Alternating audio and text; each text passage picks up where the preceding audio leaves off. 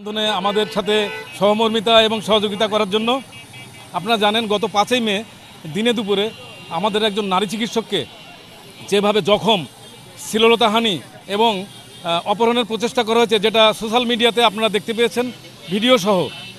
তো এই ধরনের মব ভায়োলেন্স আমরা চিকিৎসক সমাজের পক্ষ থেকে তীব্র নিন্দা জ্ঞাপন করছি এবং সেই সাথে যারা এর পিছনে জড়িত তাদেরকে খুঁজে বের করে, অবশ্য আমরা জেনেছি ইতিমধ্যেই 4 জন গ্রেপ্তার হয়েছেন। আমরা চাই এদের সুষ্ঠুভাবে তদন্ত করে রিমান্ডে এনে কারা এর পিছনে জড়িত, কেন এই ঘটনা ঘটিয়েছে তার সুষ্ঠু তদন্ত করা উচিত। কারণ আমরা ডাক্তার সমাজ সহ আপামর জনসাধারণ আজকে সামাজিক নিরাপত্তায় ভুগছি। আমি চাই প্রশাসন এর সুষ্ঠু তদন্ত করুক এবং দৃষ্টান্তমূলক শাস্তির ব্যবস্থা হোক। সেই সাথে আমি এটাও বলবো যে চিকিৎসক সমাজ যারা আজকে বিভিন্ন ক্ষেত্রে কর্মক্ষেত্রে চিকিৎসা প্রদান করছেন, স্বাস্থ্যসেবা প্রদান করছেন, তাদের জন্য আপনারা জানেন সমাজের বিভিন্ন সেক্টরে যেমন পুলিশ রয়েছে, আমরা চাই এখানেও স্বাস্থ্য পুলিশ একটা নতুন, যদিও অলরেডি স্বাস্থ্য সংস্কার কমিশন একটা প্রস্তাবনা দিয়েছেন স্বাস্থ্য পুলিশ গঠনের।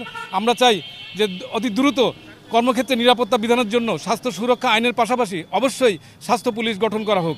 ধন্যবাদ আপনাকে। এটা তদন্তের বিষয়, কেন করেছে সেটা প্রশাসন এবং আইন খুঁজে বের করবে। আমরা চাই এর সুষ্ঠু তদন্ত হোক।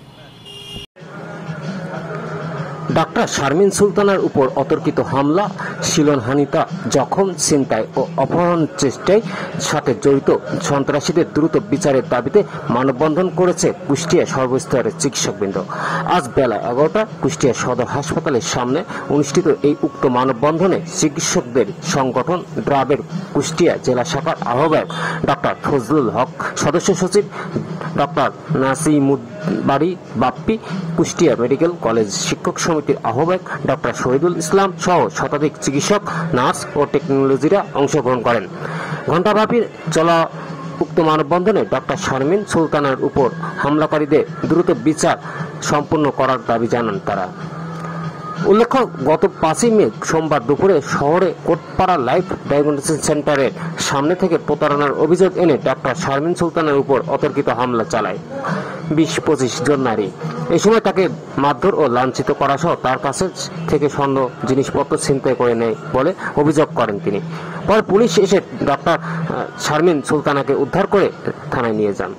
এই ঘটনায় ডক্টর শারমিন সুলতানার স্বামী মোহাম্মদ মাসুদ রানা বাদী হয়ে 3 জন নারীর নাম উল্লেখ করে আরও 20-25 জনকে অজ্ঞাতনামা আসামি করে কুষ্টিয়া মডেল থানায় একটি মামলা দায়ের করেন। রিয়াজুল ইসলাম, তাজা সংবাদ, কুষ্টিয়া।